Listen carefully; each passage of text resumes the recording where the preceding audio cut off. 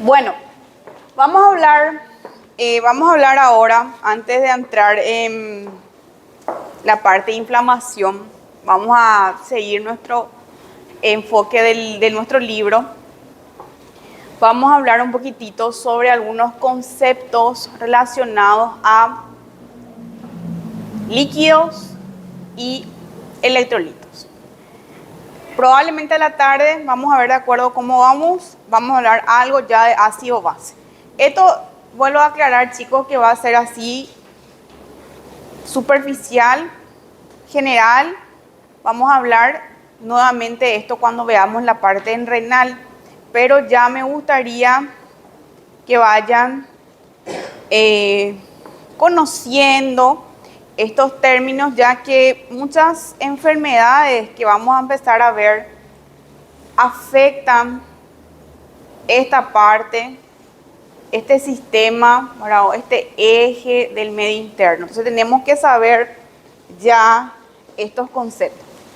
Bien, ¿qué quiere decir o cuándo vamos a hablar de un desequilibrio hidroelectrolítico? ¿Sí?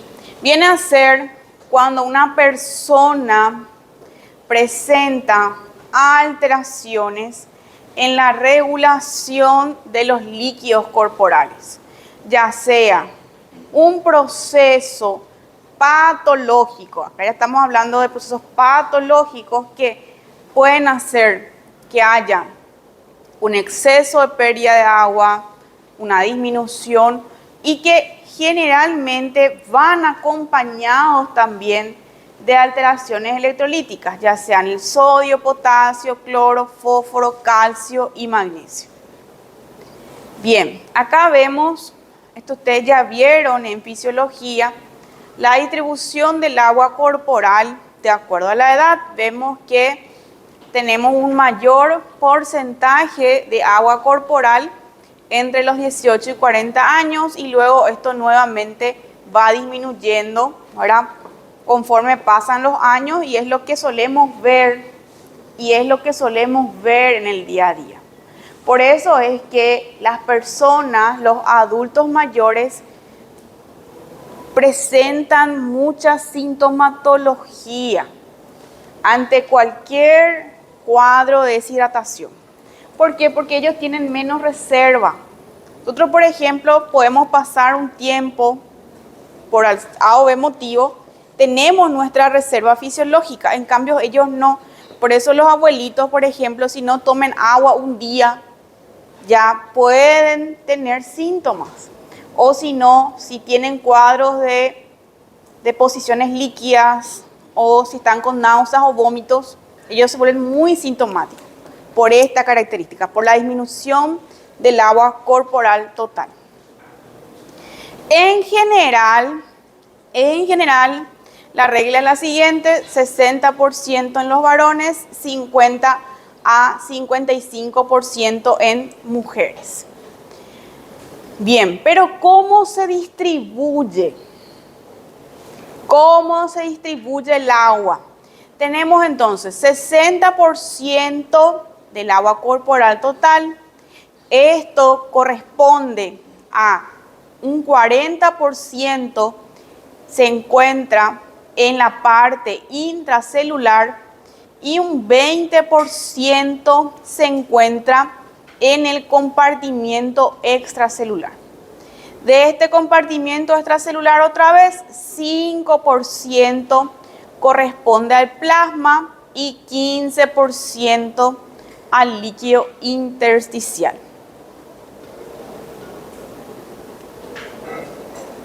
Bien.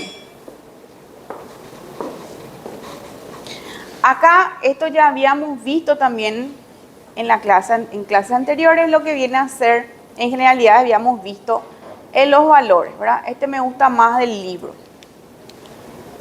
Entonces, para tener en cuenta qué es lo que ustedes tienen que saber, es esto, ¿verdad? La concentración de los iones en el medio extracelular. Como pueden ver, en cuanto a valor absoluto de número, es lo mismo cuando hablamos, ¿verdad?, solamente en la parte de la forma de presentación. En las unidades convencionales es 1000 equivalentes litros y en las unidades internacionales es milimol por litros. Después el número en sí es similar, excepto el calcio y el fósforo, el magnesio. Bien, entonces sodio, esto tienen que saber, tema de examen. Valor normal, 135, 145. Si el paciente tiene por debajo de 135, ¿cómo se va a llamar? Hiponatremia. Hiponatremia. Y si está por arriba de 145, hipernatremia. Hiper. ¿Sí? Y ahí otra vez, de acuerdo a qué tanto es la diferencia, va a ser leve, moderada o grave. O sea, hiponatremia leve, moderada o grave, o hipernatremia leve, moderada o grave. Pero los números que ustedes tienen que saber es 135 y 145. ¿Está bien? Pasa lo mismo para el potasio. Entonces, 3,5, 5. Por debajo de 3,5 es hipopotasemia. ¿O cómo también se puede llamar? ¿Alguien sabe otro nombre que se le dice a este trastorno? Calemia, hipocalemia. Entonces, hipopotasemia e hipocalemia son sinónimos, ¿sí? Más de 5, la misma cosa. Hiperpotasemia o hipercalemia. Después vemos cloruro, 98-106, bicarbonato. Este también tienen que saber para cuando veamos la parte de ácido-base. 24-31. El valor normal del bicarbonato tiene que ser 24 a 31. Así nomás porque eso sí ya tiene otro nombre cuando vamos. En fin, calcio. Cuando hablamos de unidades convencionales, esto es lo que solemos tener cuando pedimos el laboratorio a una persona, cuando queremos evaluar sus niveles de calcio. Esto es el parámetro que tenemos que tener en cuenta. 8.5, 10.5. Por debajo, hipocalcemia, por encima, hipercalcemia. Para no confundir calcemia con calemia. Calcemia, calcio, calemia, potasio. Luego tenemos fósforo, ¿verdad? Generalmente calcio y fósforo están asociados a patologías, si es que vamos a evaluar, siempre tenemos que ver para solicitar los dos. Y magnesio. Magnesio muchas veces, ¿verdad?, no solemos solicitar tanto, sin embargo, vamos a ver que ellos están relacionados también a muchísimas arritmias, principalmente la hipomagnesemia. En general, nosotros colocamos así en pacientes cardiópatas, por ejemplo, ahora no tanto 1,8, sino 2. Que el paciente tenga un magnesio de 2. Bien, acá vemos lo que vendría a ser una representatividad, ¿verdad?, de la presencia, tanto en los cationes, en la parte extracelular. Vemos que el catión predominante es el sodio. En el intracelular viene a ser el potasio. Esto ya habíamos hablado en generalidades. Lo mismo el ejemplo del anión, vemos que en el extracelular es el cloruro y en la parte intracelular el fosfato.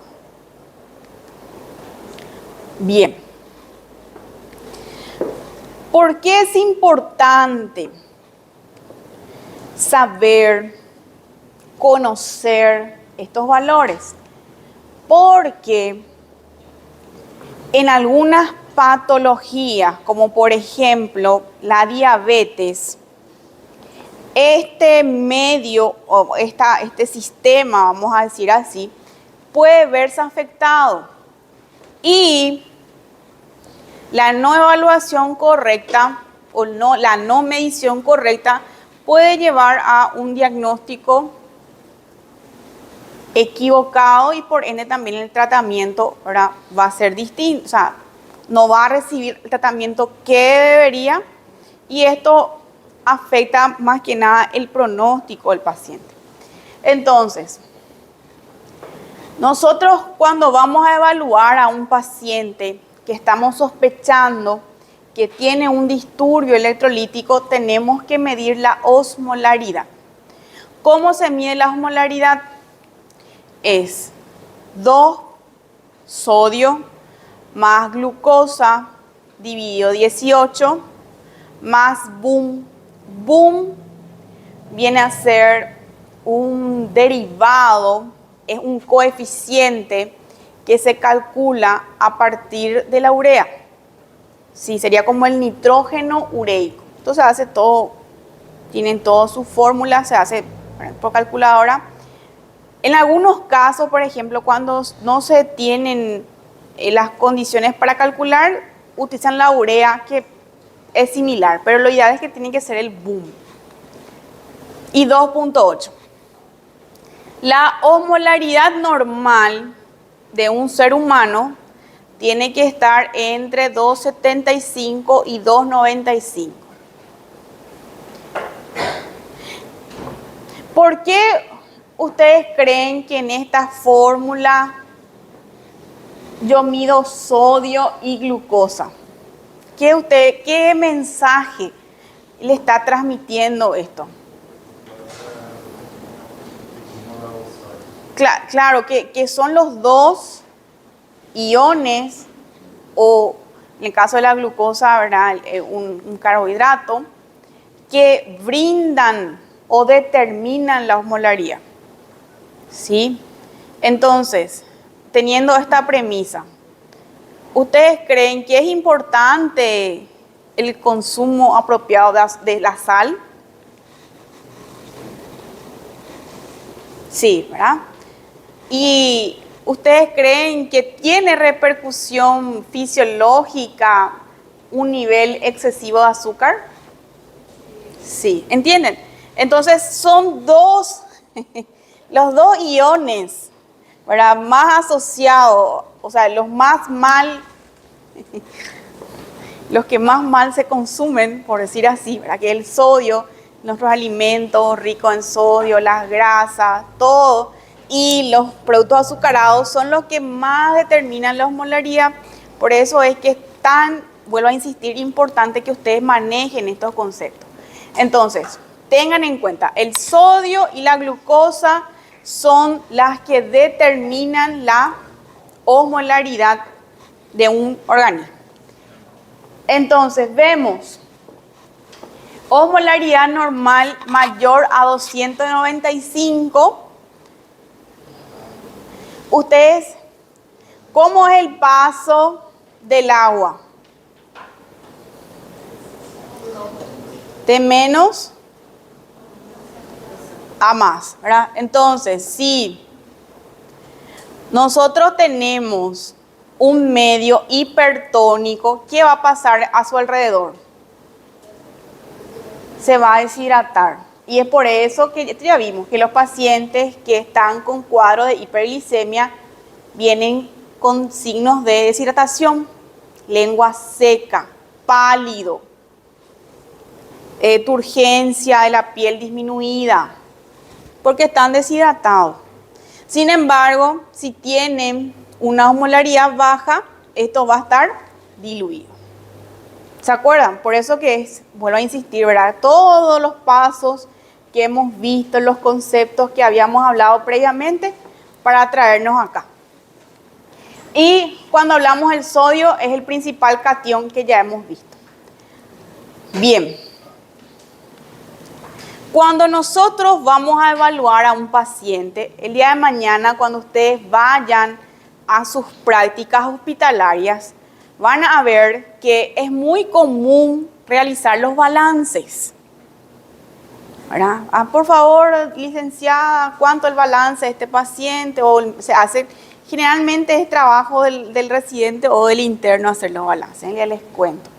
¿Por qué? Porque tenemos que evaluar cómo está el equilibrio de ese paciente. Entonces, ¿qué es? Nada más, se calculan las entradas del cuerpo menos las salidas. Cuanto menos diferencia haya entre la entrada y la salida, estamos hablando de un balance neutro. Por ejemplo, nosotros consideramos 500. Con una diferencia de 500 suele ser un balance neutro. Entonces, líquidos, si tomó agua, si está recibiendo sueros, si recibió algún medicamento diluido, todo eso entra en líquido. Alimentación, metabolismo, todo esto es entrada.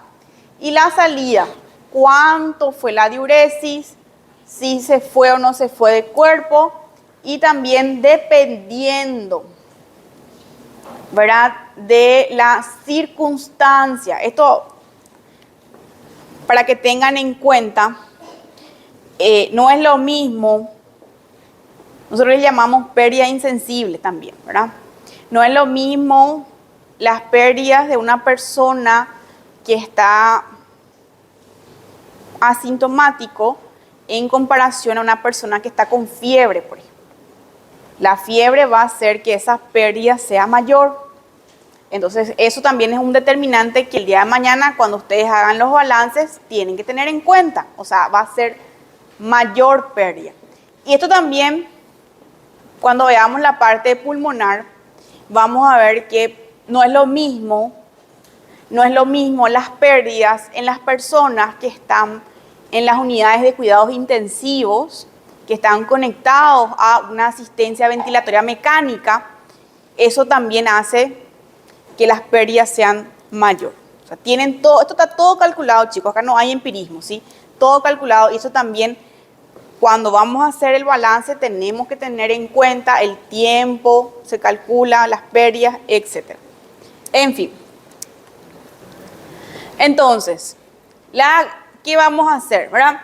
Agua, alimento, oxidación total. Las pérdidas, la orina, cuánto orinó, pulmones, piel, heces. Entonces, tiene que ser cuanto más neutro, cuanto menos diferencia hay, mejor. Pero obviamente esto va a variar, el objetivo terapéutico va a variar de acuerdo a qué. ¿Qué va a variar? La patología del paciente, ¿verdad? Por ejemplo, si es un paciente que está con diarrea, viene deshidratado, yo voy a querer que tenga más ganancia o más pérdida. Más ganancia, o sea, yo voy a buscar tener un balance positivo, porque ella va a estar deshidratado. Y si yo le quito más, obviamente esto va a empeorar. Por eso que vuelvo a insistir, muy importante hacer estos controles en los pacientes internados, porque también forman parte del tratamiento. Entonces, ¿de qué va a depender el balance? Va a depender de la patología que hizo a ese paciente ingresar. No, también pasa lo mismo en el caso del paciente que vino por una crisis hiperglicémica, ¿verdad? Ya saben ustedes que ella va a venir con una deshidratación importante. Entonces, mi objetivo, ¿cuál va a ser? Que mi balance sea positivo o negativo. Positivo, porque ella va a venir, ¿verdad?, con 400 de glicemia, deshidratado. Yo tengo que corregir eso. Sin embargo, si yo tengo un paciente cardiópata que viene con su corazón así agrandado, que está apenas bombeando la sangre, viene con su pie todo hinchado, todo así, tiene una circunferencia abdominal aumentada. ¿Cuál va a ser mi objetivo de mi balance? ¿Positivo o negativo? Obvio que va a ser negativo, ¿entienden? Si yo le estoy tratando a un paciente con insuficiencia cardíaca y mi balance es positivo, quiere decir que algo yo no estoy haciendo bien, ¿entienden? O sea que el balance es también o forma parte del proceso de tratamiento de un paciente. Bien, bueno, una de las complicaciones más frecuentes relacionadas al desbalance electrolítico es la deshidratación, ¿sí? Esto puede ser secundario, como ya mencioné, ya desde cuadros metabólicos graves, como son las crisis hiperglicémicas, como también a cuadros más comunes, como son deposiciones líquidas, náuseas, vómitos, calor, etc. Entonces, generalmente la pérdida de agua va acompañado también de sodio y teniendo en cuenta la clínica del paciente, ¿verdad? O la forma de presentación, esto va a variar tanto su conducta y también la clínica del paciente. Entonces, teniendo en cuenta la pérdida de agua, menos de 50 cc por kilogramo, 5%, es leve. Grado 2, del 6 al 10%, 80 cc kilopeso. O grave, más de 120, 11 a 15%. Esto para los que quieren ser pediatras va a ser su día a día, ¿verdad? Todo es estos cálculos todo el tiempo. Bien, como había mencionado, ¿verdad? El electrolito, ¿verdad?, que determina el más frecuente la osmolaridad es el sodio. Entonces, automáticamente teniendo en cuenta el nivel de sodio que va acompañado, esta deshidratación puede ser hipertónica, hipotónica o isotónica. Entonces, hipertónica es cuando la persona, en este caso, pierde principalmente o casi exclusivamente agua. Entonces, ¿qué pasa?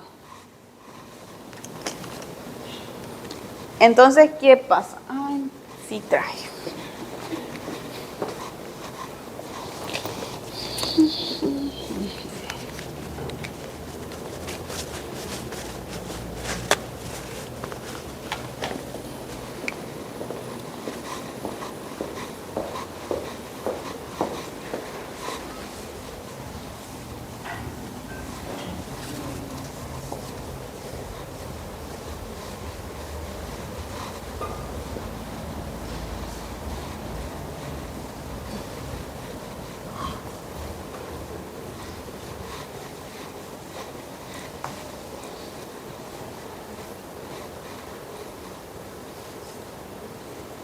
Este, por ejemplo, es un corazón con insuficiencia cardíaca. ¿Estamos de acuerdo? ¿Hay consenso? ¿Eh? Bien, entonces vamos a suponer que estamos en un medio. Habíamos hablado que el sodio, vamos a poner 3 nomás de ejemplo, ¿verdad? Sodio y agua. Entonces, si una persona tiene, o sea, cómo se produce o cómo se manifiesta, en qué casos hablamos de una deshidratación hipertónica, en donde una persona pierde líquido, pero pierde solamente el agua. Entonces salió agua. Perdió agua. Y entonces eso hace que al perder agua, el medio quedó exclusivamente sodio. Entonces se queda un medio hipertónico. Es una deshidratación hipertónica. Y hablamos de una osmolaridad superior o igual a 295. Entonces, esta es una deshidratación hipertónica.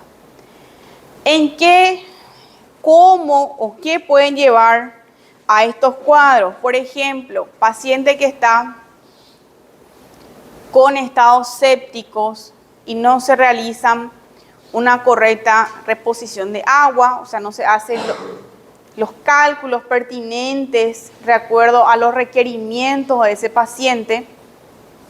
Pacientes que, esto ya habíamos hablado en el caso de la diabetes, en un coma hiperosmolar, pacientes que sufren lo que es la diabetes insípida o pacientes que están con cuadros de edema cerebral y están en modo de asistencia ventilatoria con hiperventilación, entonces eso también puede hacer que el medio se vuelva hipertónico. O sea, el hecho de que haya una hiperventilación hace que aumente sus pérdidas por la parte pulmonar, entonces se pierde agua y ahí el medio se vuelve hipertónico. Cuando el paciente recibe una cantidad importante de nutrición parenteral. ¿Qué es la nutrición parenteral, chicos? ¿Ustedes saben? Cuando el paciente recibe nutrición por vena, ¿sí? Entonces, por ejemplo, pacientes postoperados o pacientes que están muy desnutridos, que no pueden aportar por boca, entonces se reciben nutrición parenteral, ¿sí? Entonces, si se hace el goteo, por decir así, la infusión, ¿verdad?, de cantidades muy elevadas de lípidos, proteínas y poca agua, puede llevar a un medio hipertónico. Tirotoxicosis, si el paciente recibe una cantidad elevada de solución hipertónico. Cuando nosotros estamos en el medio hospitalario, no sé si ustedes ya vieron esto, alguna vez hablaron de los sueros fisiológicos, ¿verdad? Existen tres tipos principalmente: el suero fisiológico, ¿verdad?, el 0,9%, el suero Ringer lactato y el suero glucosado, ¿verdad? Entonces, vamos a ver que en algunos casos, cuando el sodio está muy bajo, se hacen preparados, se realiza un suero hipertónico para corregir, obviamente. Entonces, muchas veces, ya sea por errores o por cálculos o por A o B motivo, ¿verdad?, vamos a dejar ahí, pueden haber una corrección exagerada, entonces eso también puede hacer que el medio se vuelva hipertónico, o sea, que haya más soluto que solvente. O por pérdidas. ¿Qué tiene el paciente? El paciente va a tener sed. A medida que aumenta la deshidratación, esto va a ser mayor, acompañado de sequedad de la piel y mucosas, y esto también afecta la parte neurológica. ¿Por qué? Ustedes ya saben. ¿Para qué servía el sodio en la cabeza? ¿Se acuerdan de la acción del sodio en el potencial de acción neurológico? ¿Era importante?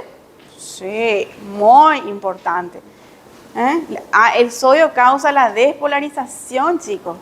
Entonces, personas que están afectadas, obviamente también su nivel, la parte neurológica también va a verse afectado. Entonces, estupor quiere decir más dormido, o puede llevar también a estados de irritabilidad.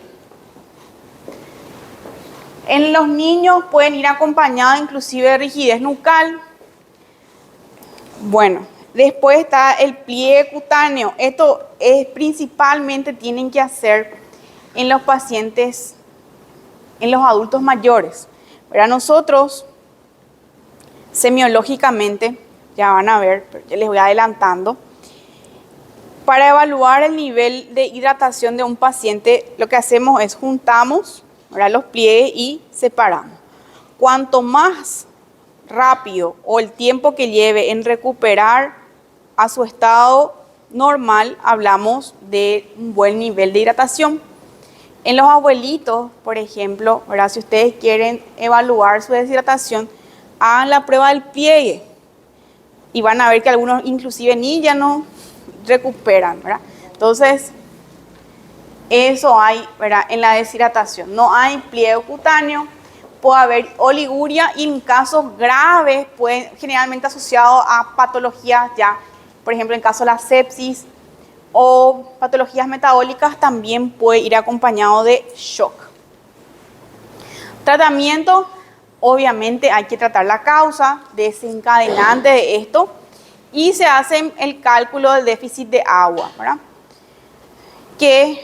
Cuánto le vamos a pasar y se usa esta fórmula que es 0,6 por el kilo del paciente, si tiene 80, 90, 70, por 1 menos sodio real, que es el sodio que tiene, y sodio ideal, que es el sodio que queremos alcanzar. Y ahí se calcula el déficit de agua y ese quiere decir que es el agua que tenemos que corregir al paciente, que tenemos que administrar. Esto se hace con suero fisiológico al 0,9%. Obviamente, como ya vieron, de la afectación neurológica hay que controlar el nivel de conciencia del paciente y evaluar también la diuresis y los otros electrolitos. Y acá, obviamente, ya hablamos también del balance, de su importancia. ¿Cómo se calcula la diuresis horaria? Obviamente, ¿verdad? El volumen de orina que tenemos, qué sé yo, si orinó 600 ml en 6 horas, entonces va a ser 600 ml dividido 6. Entonces, cuando vamos a evaluar al paciente, él tuvo una diuresis horaria de 100 ml por hora. ¿Sí? Ya saben por qué. Y el gasto urinario tiene que ver con la diuresis horaria dividido el peso del paciente. Bien, luego tenemos la deshidratación hipotónica, que también se conoce como síndrome de depresión de sal o poca sal, o baja sal también van a encontrar, en donde el paciente está deshidratado, pero también a la par tiene una osmolaridad baja. O sea, su osmolaridad es por debajo de 2,85. Esto se pueden ver si el paciente está cursando con pérdidas gastrointestinales, vómitos, diarrea, pacientes que hayan tenido quemazón o por acúmulo de líquidos en el tercer espacio, pacientes con pancreatitis, peritonitis o íleo paralítico. Entonces, en este caso, hay baja cantidad de agua acompañado de baja cantidad de sodio. Hipotónica, deshidratación hipotónica. También esto se pueden ver pacientes con patologías renales, por ejemplo, si consume diuréticos, pacientes con insuficiencia suprarrenal, enfermedad renal o acidosis tubular renal. También predominan la clínica neurológica, cansancio, laxitud, indiferencia, hipotensión, hipotonía, pliegue cutáneo, náuseas y vómito. Y también pueden haber las manifestaciones musculares como calambres, cefalea, convulsiones, hiporreflexia y oliguria. Tratamiento, en este caso sí hay que corregir también el líquido con el sodio, de acuerdo al déficit encontrado. Y por último tenemos que es la deshidratación isotónica, cuando el paciente pierde el agua, pero la concentración de sodio está normal. También pueden verse en algunos casos de patologías gastrointestinales y también en pacientes con pérdidas renales que no tienen una patología concomitante, ¿verdad? Como es el caso acá, en donde sí había, por ejemplo, patología ya renal de base, como una cirrosis tubular o insuficiencia renal primaria. O sea, pacientes con consumo de medicamentos renales, pero que no presentan patologías renal de base. Entonces, con daño también pueden haber algunos casos y también pueden haber por pérdidas cutáneas. Esto va a depender del grado de deshidratación para la clínica del paciente: ligero, síntomas escasos, moderado, sequedad de la piel, mucosas, o severas ya con alteración del nivel de conciencia. Y esto también se hacen con correcciones. Y se hace con con suero fisiológico al 0,9%, al igual que los demás. Medir la diuresis horaria y también la corrección del medio interno. Bueno, vamos a descansar 15 minutos y continuamos, ¿sí?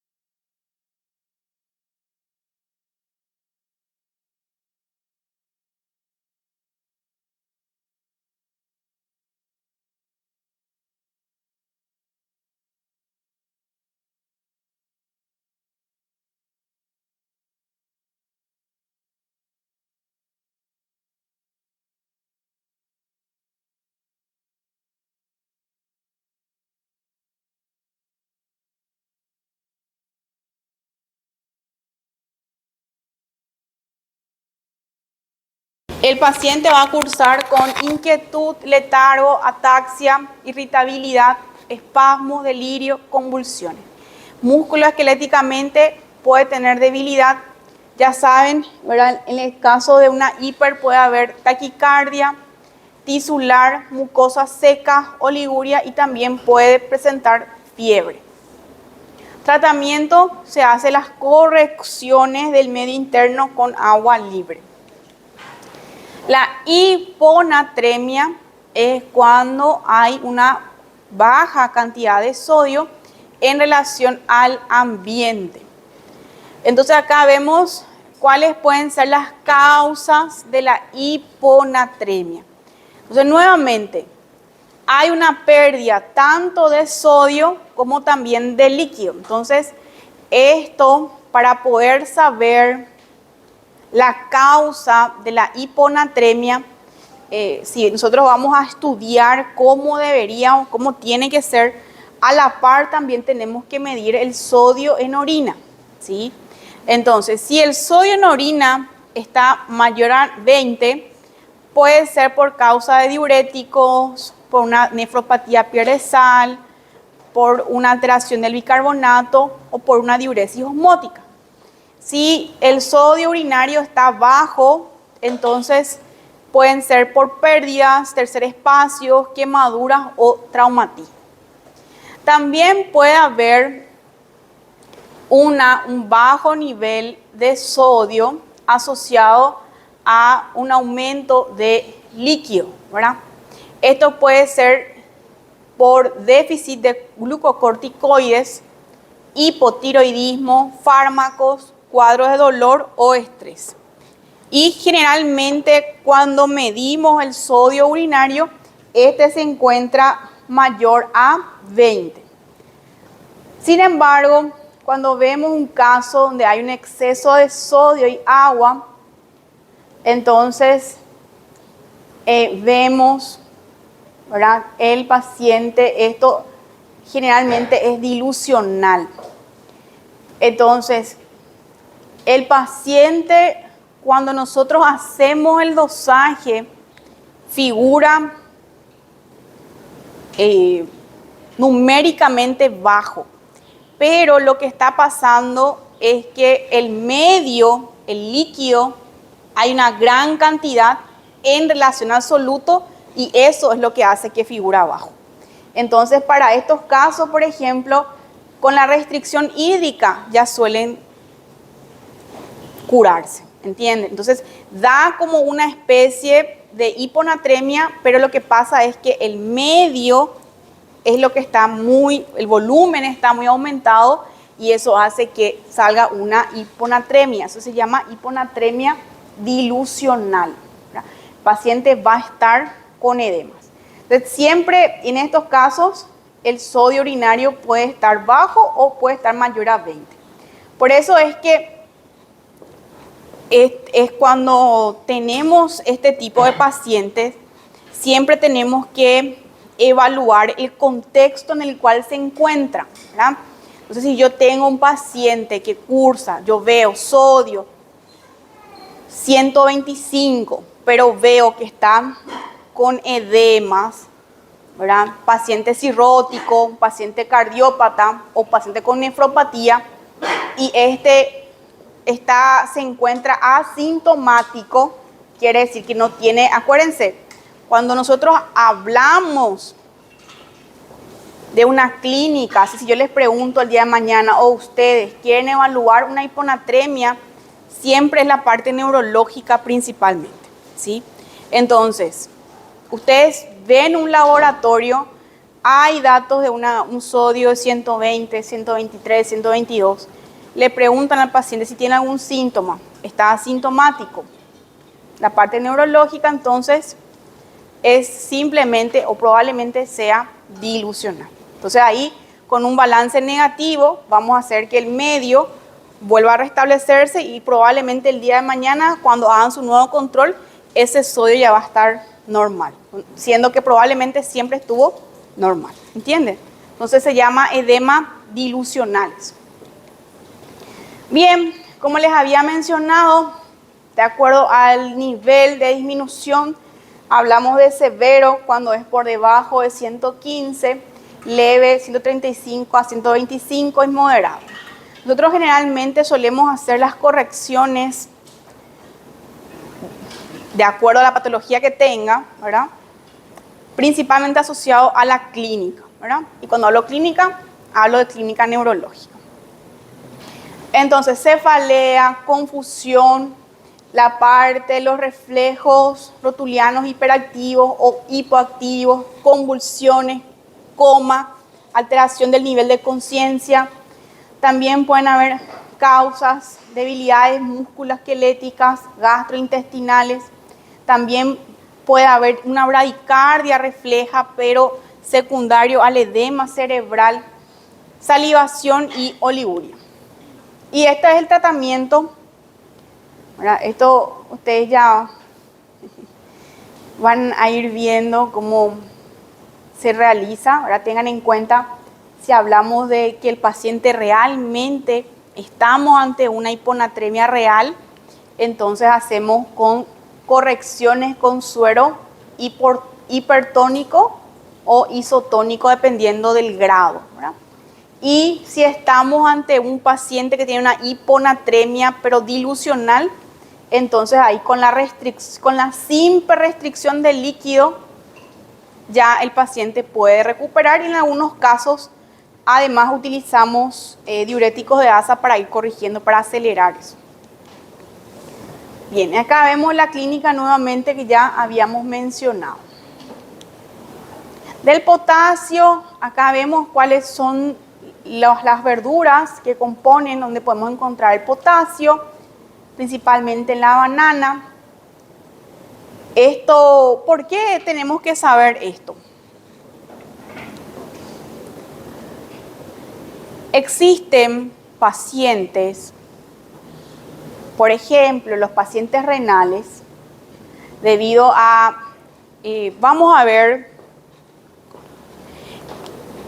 que los pacientes renales suelen tener disturbios electrolíticos, ¿sí? Ya que el riñoncito ayuda para el control de la parte ácido-base. Tenemos dos mecanismos de control: la parte respiratoria, el pulmón y el riñón, secretando bicarbonato, etc. Bien, los pacientes renales, obviamente, porque ya saben que va a fallo, sea cual fuera la causa, este mecanismo no funciona correctamente. Entonces ellos tienen esa predisposición a cursar con hipercalemia, o sea, suelen tener exceso de potasio, ¿sí?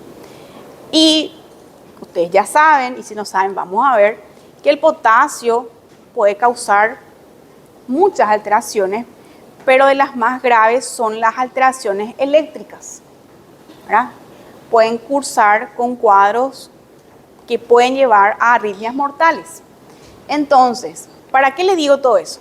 El día de mañana, si ustedes van a tratar a un paciente renal o si quieren ser nefrólogos, es muy importante también, ya que ellos tienen ese factor de riesgo, indicar al paciente sobre la dieta, ¿verdad? ¿Qué alimentos no recomendamos que tienen cantidades de potasio? Entonces, uno de ellos, y la más comida, es la banana, ¿verdad? Porque sabemos que es una fruta fácil acceso, ¿verdad? Que más consumido, entonces por eso tenemos que hablar al paciente para que no consuma. También hablamos de la naranja, también puede tener leche, por eso que ellos no deben consumir, ¿verdad? En exceso, inclusive en algunos casos no deben luego, ¿verdad? Dependiendo, ahí otra vez va a variar el tiempo de hemodiálisis de cada uno. En fin, entonces, como les dije, el riñón es la principal vía utilizada para eliminar el exceso de potasio. Entonces ya saben, si el riñón no está, va a haber una predilección para la retención de potasio. Y este se reabsorbe nuevamente en el túbulo contorneado proximal y en el asa de Henle. Hipocalemia o hipopotasemia, hablamos de leve, ¿verdad? 3.5 a 3.8, moderada hasta 2.8 y severa menos de 2.8. Causas pueden ser por aumento del flujo diurético, pacientes que tienen nefropatías, pierde sal, si existe un aumento de secreción de potasio, si tiene un hiperaldosteronismo, por ejemplo. Liberación en el túbulo distal, cetoacidosis, también causa hipocalemia. Acá, como les había mencionado, las principales manifestaciones del potasio son a nivel cardíaco. Acá ven todos los cambios electrocardiográficos que pueden encontrar. Afectación del QRS, depresión, onda T invertida. También afecta la homeostasis de sodio y agua, efectos endocrinos y hemodinámicos. Y hacer la corrección pertinente. Esto obviamente hay que tener en cuenta, ¿verdad?, que el cloruro potásico se puede utilizar vía oral o vía endovenosa, nunca intramuscular ni subcutánea. Las correcciones de potasio tienen todo su proceso. Si van a hacer una cantidad importante, si el paciente está con una depresión importante, muchas veces requiere un acceso central, ya que por vía periférica es muy irritable, o sea, al paciente le duele. Entonces, si van a hacer correcciones pequeñas, lo que solemos hacer es diluir bien y hacer una infusión mínima porque es muy doloroso. Y dependiendo del cuadro, o si está séptico o si está muy inestable, se complejiza al paciente. La hipercalemia por encima de 4.5, también alteraciones del electrocardiograma, también pueden haber neuromusculares, se afecta el pH y también afecta la parte de la endocrinológica, puede estimular a la aldosterona, que a su vez otra vez va a activar todo este eje. Entonces, ¿qué podemos encontrar en el electrocardiograma? Ondas T picuda, depresión del ST, ensanchamiento del QRS. Las ondas P también se pueden afectar y, como les había mencionado, en niveles muy elevados pueden haber datos de fibrilación ventricular que puede desencadenar un estado de asistolia. Entonces ahí vemos los cambios asociados al aumento de potasio. Diagnóstico, obviamente el examen físico, el dosaje y hacer las correcciones, o sea, tratar la causa principalmente, y también se suele administrar a la par gluconato de calcio. La administración de gluconato de calcio en estos pacientes, ¿verdad?, no es para disminuir el potasio, sino que el gluconato de calcio se utiliza para la estabilidad de la membrana, o sea, ayuda a impedir que el paciente haga arritmias mortales, sino es que se corrige el potasio con calcio, ¿sí? Eso nada más quiero dejar en claro. Bien, calcio, sabemos que la dosis recomendada es 1000 miligramos día, también se eliminan 200 miligramos día, están dentro de la parte ósea, ¿verdad?, como forma de fosfato de calcio. También sus funciones, provee rigidez, fortaleza, sabemos de sus efectos a nivel cardíaco, previene las enfermedades y también ayuda al proceso de la coagulación sanguínea, ayuda al control de la presión, la osteoporosis, previene en este caso, como ya les había mencionado, ayuda a mantener permeable las membranas celulares y en el caso del embarazo reduce la incidencia de preeclampsia, por eso se le pide a las embarazadas que se suplementen. Cuando hablamos de hipercalcemia, cuando hay un aumento por encima de 10.5, acá vemos todas las causas, hiperparatiroidismo, tumoral. Miren un poco acá. Un ratito nomás, chicos, atiendan un poquito. El día de hoy, en la actualidad, yo creo que más de uno, al ver las redes sociales, ya se dieron cuenta cuál es ahora el boom de la medicina, ¿verdad?, qué es lo que estamos viendo, que son las suplementaciones. Los maravillosos sueros vitaminados, revitalizantes, que te hablan. Bien, está de más decir que eso es un riesgo, ¿sí? Está de más, si ustedes quieren hacerlo, si ustedes quieren dedicarse a hacer ese tratamiento, yo no estoy en contra, no estamos hablando de prejuicio ni nada. Lo que quiero hablar es de los riesgos que eso puede acarrear. Entonces, si ustedes quieren hacer, si el día de hoy ya quieren suplementar o qué sé yo, siempre tengan en cuenta el dosaje previo del paciente. ¿Sí? Porque, miren un poco, hipercalcemia, ¿verdad? Una de las causas es administración de calcio exógeno o vitamina D, ¿verdad? Y todas las afectaciones que pueden presentar el paciente por alguna, vamos a decir así, por no tener en cuenta el dosaje previo, ¿verdad? Pueden causar alteraciones metabólicas, ¿sí? Principalmente la vitamina D, que vamos a ver que está relacionado, ustedes ya vieron luego en fisiología, cómo regula varios procesos metabólicos, ¿sí? Entonces, no está mal suplementar. Lo que está mal es suplementar sin estudios previos, ¿verdad? Y por sobre todas las cosas, buscar la causa. No es suplementar por suplementar, está bajo y le mando, no. ¿Por qué está bajo? ¿Cuál puede ser la causa? Tratar la causa y ver si realmente ese paciente necesita hacer esa suplementación importante. Porque si no, lo único que vamos a hacer son alteraciones metabólicas, ¿sí? Ese es el verdadero problema relacionado a las suplementaciones de forma empírica, rutinaria en pacientes sin laboratorio. ¿Está bien?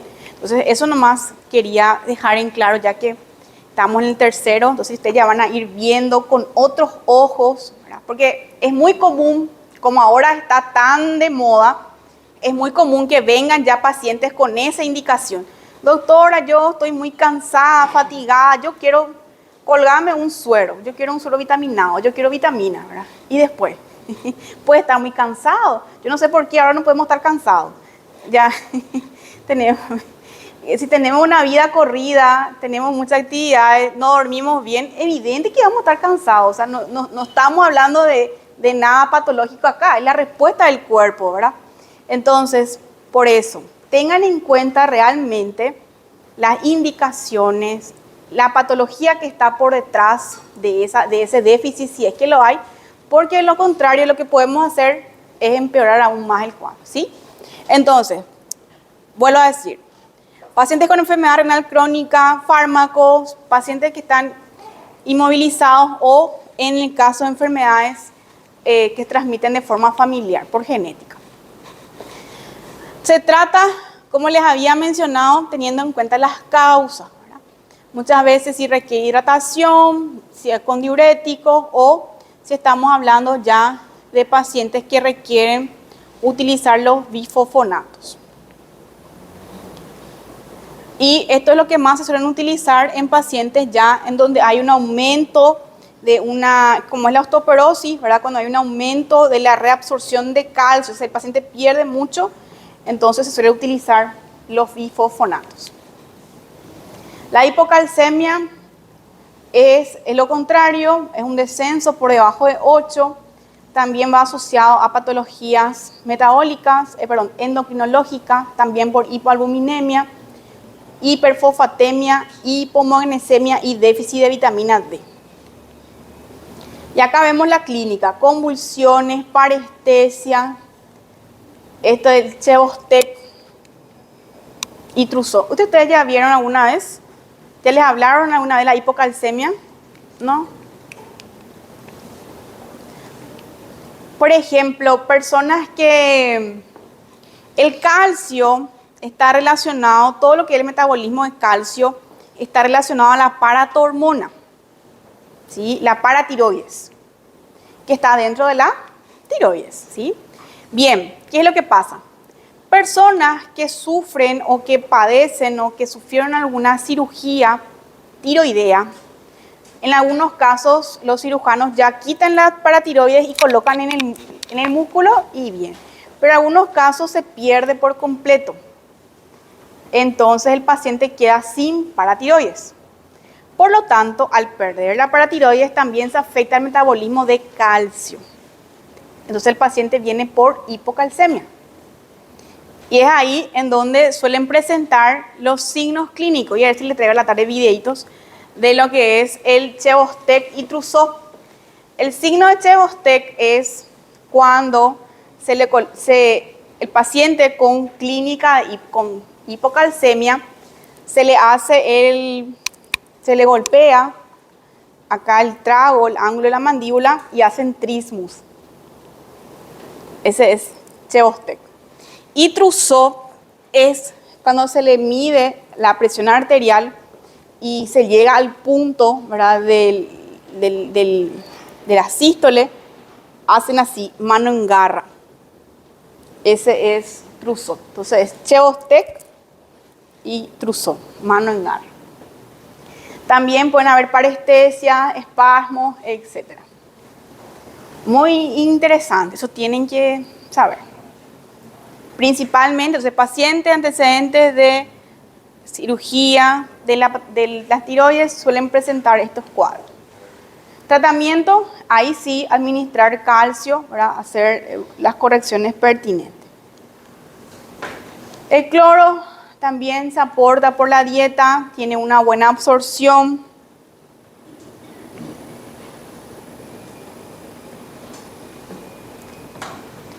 Vemos que el valor es normal es de 95 a 105. Puede haber una hipocloremia, ya sea por un aporte deficiente o se tiene una pérdida excesiva o por alteraciones hormonales. Y el paciente puede tener íleo, hipotensión, diuresis disminuida o hiperexcitabilidad.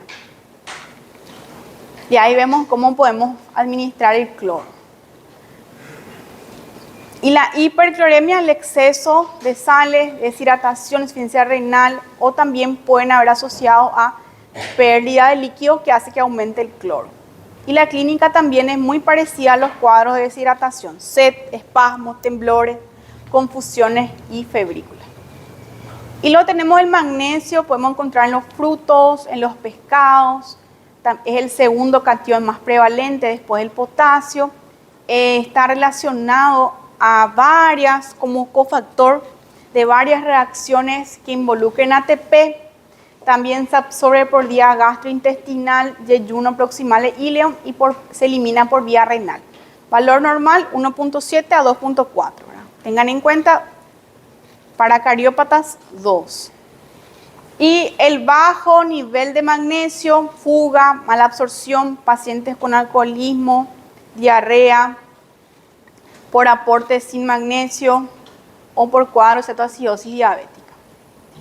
Y la clínica también va a la parte muscular, también la parte neurológica y también, como ya les había mencionado, pueden favorecer arritmias malignas. Tratamiento, restitución y si es sintomático se administra sulfato de magnesio. Y el exceso de magnesio podemos ver en cuadros de insuficiencia renal, si el paciente consume de manera excesiva esos suplementos que tienen magnesio o si el paciente recibe tratamiento con enemas con sulfato de magnesio. También la clínica neurológica, gastrointestinal y también tanto la hiper como el hipo pueden causar alteraciones eléctricas cardíacas. Tratamiento, suprimir la fuente exógena, gluconato de calcio, como les dije, más bien no para corregir, sino para evitar las arritmias y evaluar si hay o no indicación para diálisis peritoneal, si tienen una afectación renal concomitante. Y eso es todo. Bueno.